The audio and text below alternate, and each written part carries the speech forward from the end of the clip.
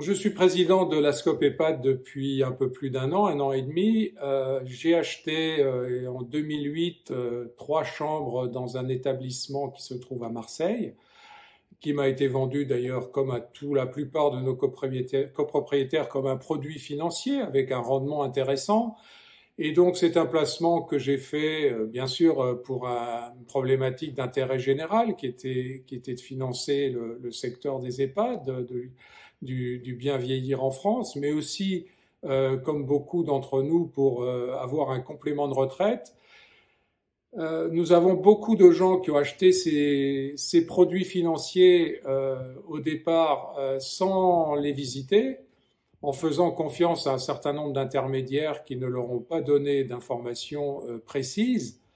Le produit était packagé, comme on dit, avec des rendements attractifs, mais les informations n'étaient pas données sur les risques, notamment pour cet investissement. Donc nous avons aujourd'hui des gens qui ont investi en espérant un complément de retraite et qui se retrouvent avec des établissements qui ont perdu toute leur valeur, les exploitants étant partis et ont quitté l'exploitation au bout de 9 ans ou 12 ans.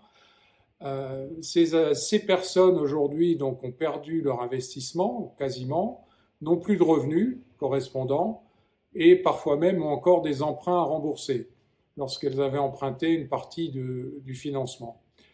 Et ce sont parfois des situations assez dramatiques pour des gens qui ne sont pas des gens très fortunés et qui avaient investi une grosse partie de leurs économies dans ces chambres d'EHPAD.